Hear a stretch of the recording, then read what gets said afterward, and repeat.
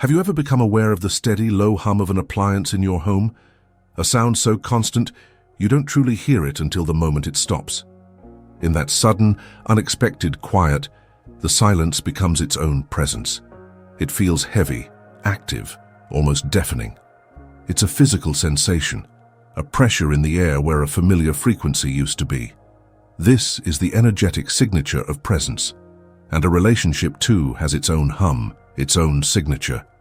It is not just the sound of his laugh, the cadence of his voice, or the rhythm of his breathing in the dark. It is the weight of his presence on the other side of the sofa. It is the specific charge in the air after an argument. It is the feeling of his energy entering a room before your eyes even register his form. A presence so constant, it becomes the atmospheric pressure of your own life, a reality you learn to breathe in, for better or for worse. What if a woman's disappearance from a man's life works in precisely the same way? Not as a noise that simply ends, but as a profound silence that finally begins to speak, revealing everything that was hidden beneath the constant sound of her being there. When you chose to vanish from his life, you did more than just leave a physical space empty.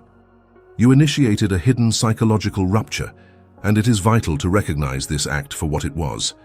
An act of profound and perhaps wrenching self-reclamation. Society pressures us to talk, to explain, to seek resolution through words. But you reached a place where you understood that more words would only feed the familiar drama. Your choice was an act of radical wisdom. It was choosing the terrifying unknown void of solitude over the familiar, comfortable misery of the known. You chose the clean pain of absence over the messy, soul-eroding pain of a prolonged ending that promised to bleed you of your own life force, drop by precious drop.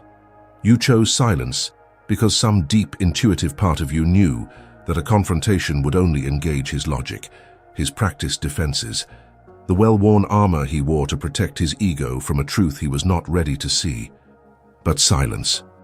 Silence has a way of bypassing the fortress of the mind and walking straight into the unprotected chambers of the soul. The great psychologist Carl Jung understood this sacred and chaotic landscape with an intimate clarity.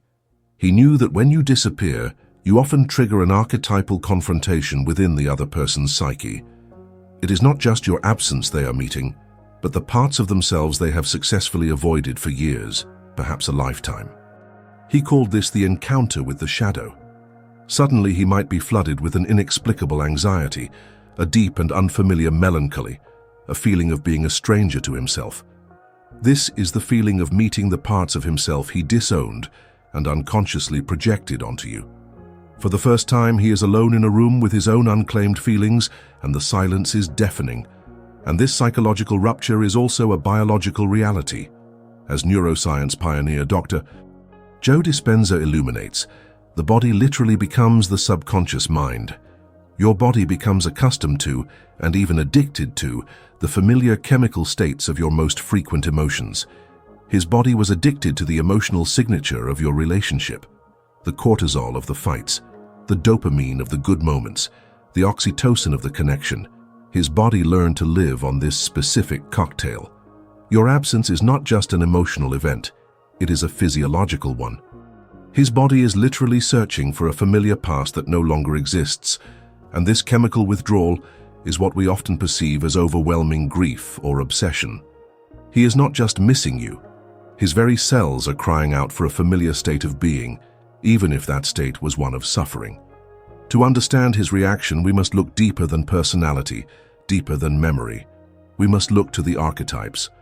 Carl Jung spoke of the inner feminine in a man as the Anima. The Anima is not the woman outside of him. It is the inner blueprint he holds for the feminine, for relationship, for soul.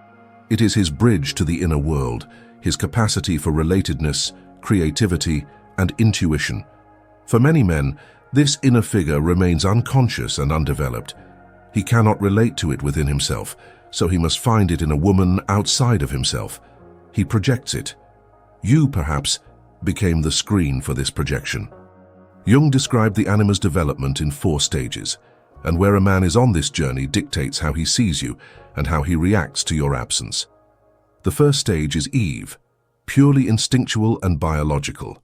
Here, a woman is an object of desire or a vessel for his needs. The second is Helen of Troy, an idealized romantic figure, a prize to be won, but her true personality is rarely seen. If he was projecting one of these earlier stages onto you, your relationship was likely based on possession or a fantasy. Your disappearance is a catastrophic blow to his ego because he has not lost a person. He has lost a possession or a perfect image that fed his own self-worth. He is not mourning you. He is mourning the loss of the image he had of himself when he was with you. The more mature stages of the Anima, Mary and Sophia, represent a deeper capacity for love, wisdom, and spiritual partnership. Here, a woman is seen as a whole, individual being, valued for her inner depth. If his Anima was undeveloped, your disappearance forces a brutal confrontation with this immaturity.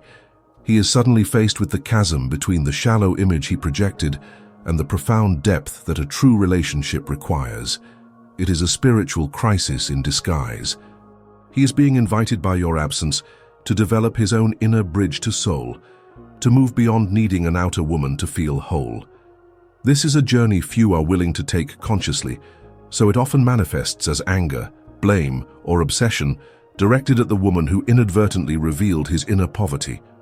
Think of it this way: he was an artist who believed he was sculpting a masterpiece, using you as his living, breathing marble.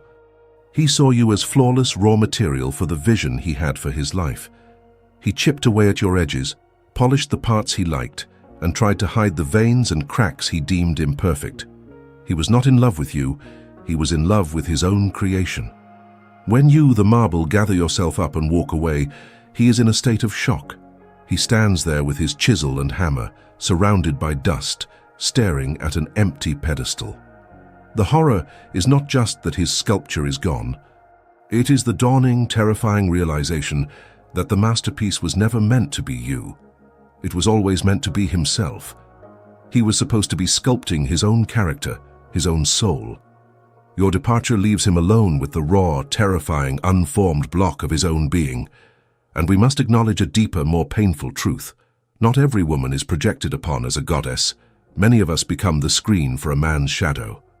You may have been the carrier for his disowned laziness, his victimhood, his unspoken rage, or his fear of the world. He made you the problem. You were the reason he was unhappy. You were too emotional, too demanding, too much. Your presence allowed him to avoid his own darkness because he could locate it in you. When you disappear, his shadow loses its host. The scapegoat has left the village.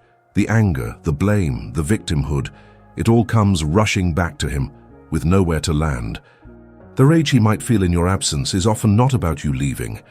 It is his own free-floating darkness, turning back on its source for the first time.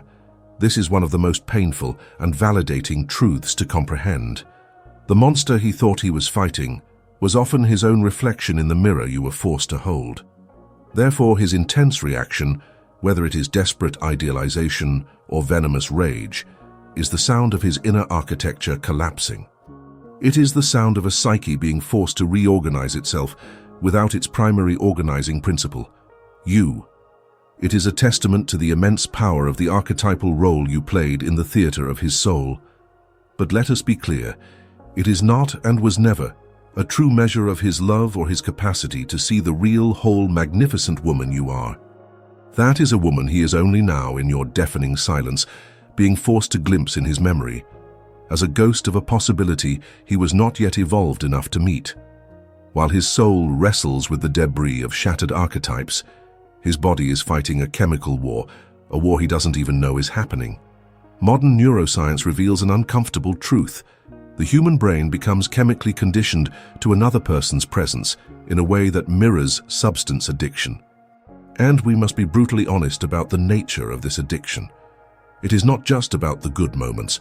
It is not just the chemical cocktail of safety and reward, the dopamine, the oxytocin, the serotonin, released during times of joy and intimacy. It is also about the addiction to the chaos. Many relationships operate on a cycle of intermittent reinforcement, a pattern psychologists have identified as the most powerful form of conditioning. Think of it not as a slot machine, but as a starving animal. Sometimes when it approaches, it is met with affection, other times with a bite, other times still with a cold indifference. The brain never knows what to expect, so it remains in a state of hypervigilance, perpetually seeking the next reward, the next moment of peace. This cycle of cortisol and adrenaline during conflict, followed by the addictive relief of reconciliation, forges an incredibly strong neurological bond.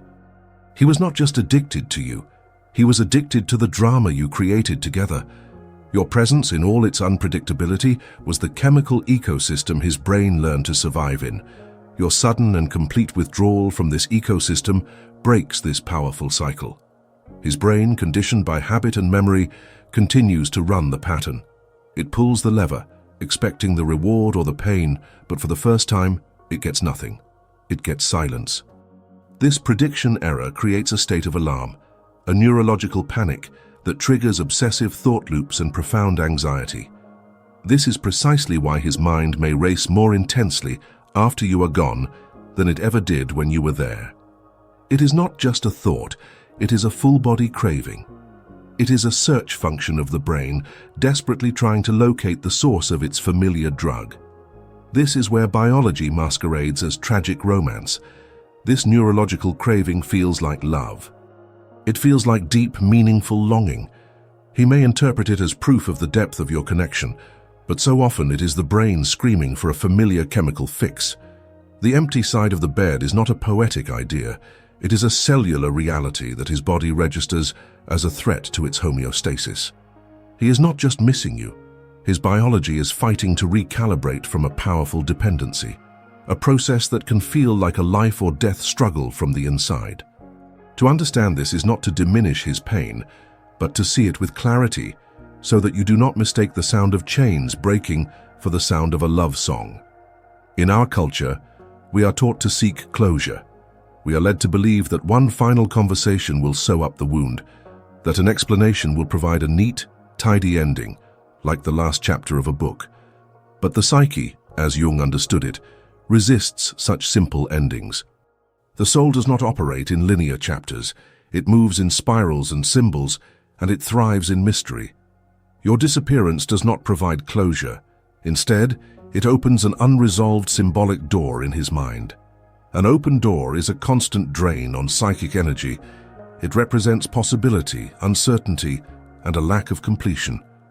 This phenomenon is known in psychology as the Zeigarnik effect. We have a much stronger memory for unfinished tasks than for completed ones. Your relationship, ended by your silent departure, has become the ultimate unfinished task in his mind. It is like a piece of music that ends on an unresolved chord, leaving the listener in a state of perpetual tension, yearning for the final note that never comes. This is the hidden reason why his search for you is rarely about achieving a true reconnection. It is an unconscious attempt to close that symbolic door on his own terms. It is an act of narrative appropriation, an effort to seize the pen and write his own ending, one that preserves his ego. Your connection to him can become like a phantom limb. The limb is gone, but the brain still sends signals to it, still feels an itch or a pain where there is only empty space. His attempts to contact you are like trying to scratch that phantom limb, a futile attempt to engage with something that is no longer a part of his reality. It is crucial to understand this. He is not always looking for you. He is often looking for the version of himself that existed when you were there. He doesn't necessarily want to know why you left. He wants to hear a reason that absolves him, a story that casts him as the victim or the tragic hero. He is seeking a narrative that soothes him. Your silence denies him this. It denies him the opportunity to debate, to manipulate, to twist your words to fit the story he needs to tell himself. Your silence forces him into a soul space his ego cannot tolerate. The ego needs answers, certainty, neat endings. The soul, on the other hand, can hold ambiguity. It can live with mystery. Your absence is an invitation for him to move out of the mind and into the soul, to accept that some of life's most profound experiences cannot be tied up with a logical conclusion.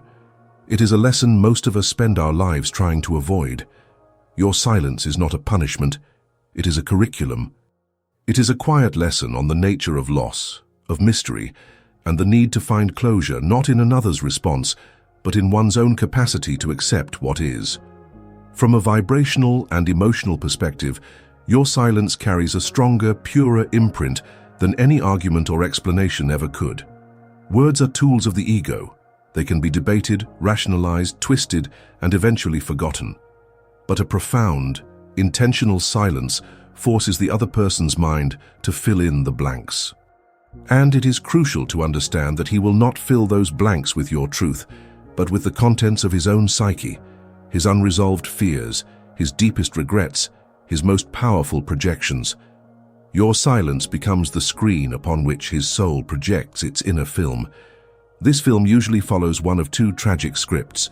The first is idealization. In your absence, his mind may conveniently erase the rough edges, the friction, the actual pain of your relationship. He forgets the reasons it didn't work and elevates you into a fantasy, a lost goddess. This narrative casts him as a tragic hero mourning a perfect love that slipped through his fingers, which is far easier for the ego to bear than confronting his own inadequacy. The second script is vilification. To absolve himself of any responsibility, he may cast you as a cold-hearted villain, telling himself and others a story of your cruelty for leaving without a word. In both of these stories, the real woman that you are, with your complex reasons and your valid pain, is completely erased. He is no longer interacting with you. He is interacting with a character of his own creation, a character necessary for the survival of his ego. Furthermore, silence doesn't just create a void, it acts as an amplifier. It takes the low whisper of his own insecurities and makes them roar. It takes his unexpressed regrets and makes them scream. The daily distractions of the relationship served as a buffer, a constant noise that kept these inner voices at a manageable volume. Your absence removes that buffer between him and himself. Silence is like a chemical developer on a photographic plate. In the bright, chaotic light of the relationship, the image of his character was latent, blurry.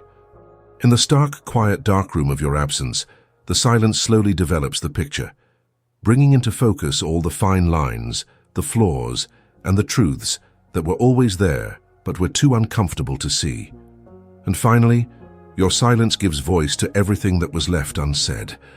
All the unacknowledged truths, the unfulfilled promises, the silent resentments that lived in the charged spaces between your words, they all rush in to inhabit the quiet. He is now having the arguments you never had. He is hearing the words you never said, but he is having them with himself, in the inescapable echo chamber of his own mind. And that is a conversation he cannot walk away from. We have spent enough time now dwelling on the echo he hears in the void. We have spoken of the collapsing architecture of his psyche, of his chemical war, of his wounded ego. But this story, in its deepest essence, was never about him. His reaction is merely the distant thunder of a storm that has already passed through you. It is time to turn the camera around.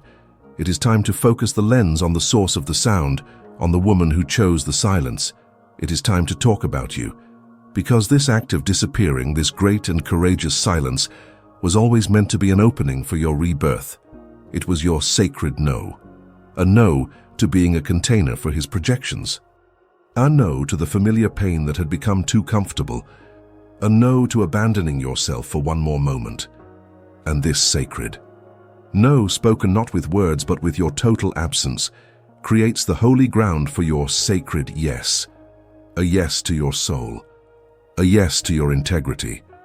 A yes to the woman you were always meant to become. Think of this process as the rewilding of a soul.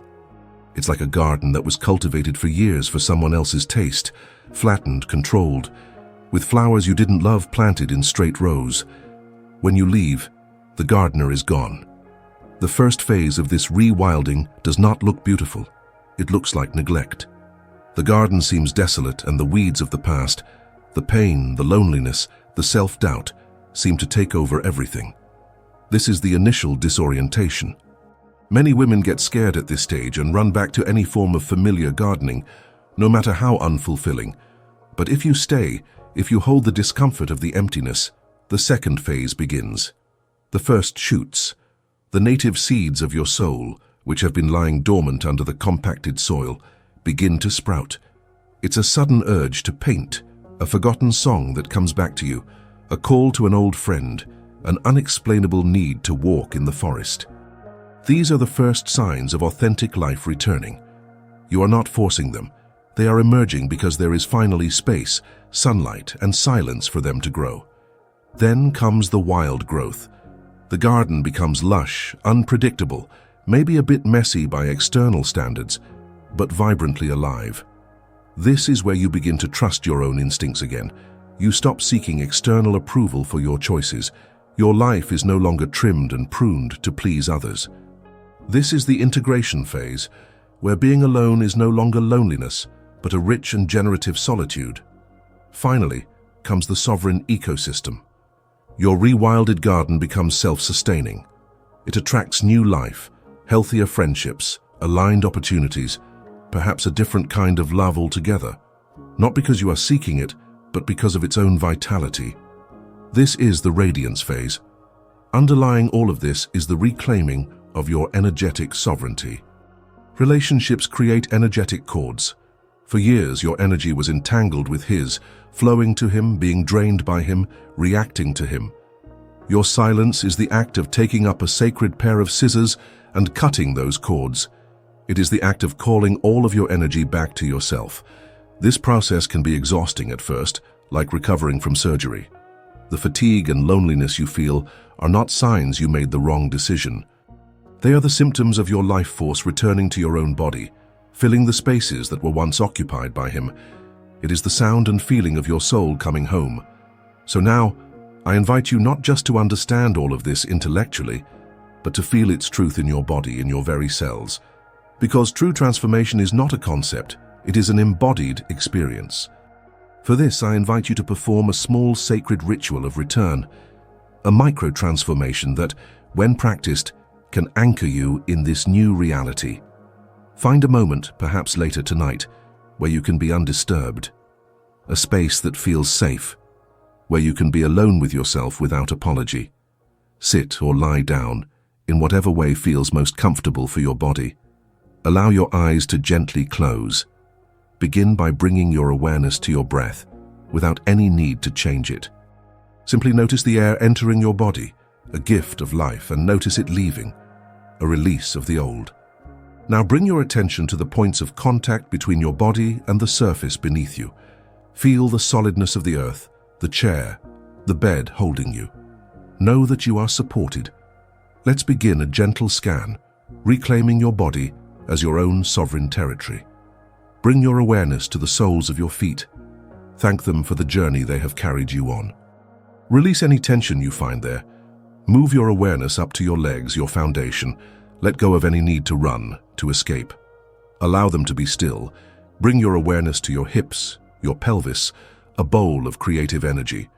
Release the memories of old pains stored here. Move up to your stomach and your solar plexus. Let go of the anxieties you have held here for others. Bring your awareness to your chest, your heart space. Release the armor you built around it for protection. Finally, bring your awareness to your throat, your jaw, your face. Unclench. Release all the words you swallowed, all the expressions you held back. For this moment, your body is simply yours. When you feel present, I invite you to place one hand over your heart, the center of your love and wisdom, and your other hand over your womb space, the center of your power and creation. Breathe into this connection between your heart and your power. And when you feel settled in this quiet space, gently ask this question inward, not with your mind but with your heart. What part of me has finally come home now that I am alone? Do not search for a word, just feel for the answer. It might be a warmth, a color, a memory, a sense of peace. Welcome it home. Then, gently ask this part of you a second question. What do you need from me to feel safe and cherished tonight? Listen deeply. The answer may surprise you. It may be a need for rest, for creative expression, for joyful movement. Listen to its wisdom. Finally, before you close, I invite you to offer a moment of profound forgiveness to yourself. In this quiet space, forgive yourself for how long it took. Forgive yourself for the times you abandoned yourself in favor of another, Forgive yourself for not knowing what you know now. Feel the heavy weight of self-blame dissolving. And as a final act, make one small promise to this reclaimed part of you for tomorrow. A single gentle act of devotion. This is how you anchor yourself, moment by moment, in the sovereign identity that is now yours to live. Your disappearance, then, was not merely a personal choice made in a moment of pain or clarity. It was a silent, archetypal shift. It was a symbolic death of an old self that existed only in relation to another, a death that makes rebirth possible.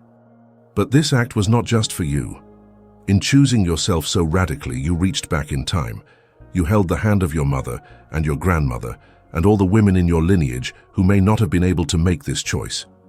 You broke a chain of self-abandonment that may have been passed down for generations. Your personal liberation sends a healing ripple through your entire ancestry. It is a sacred act whose importance extends far beyond the confines of one relationship. In the end, you are the lighthouse that turned off its light.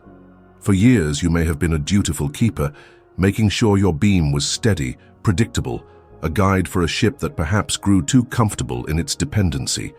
You believed this was your purpose, but the keeper grew tired and she began to realize the light was draining her own oil, leaving her cold in the dark. So she made a courageous choice. She let the light go out.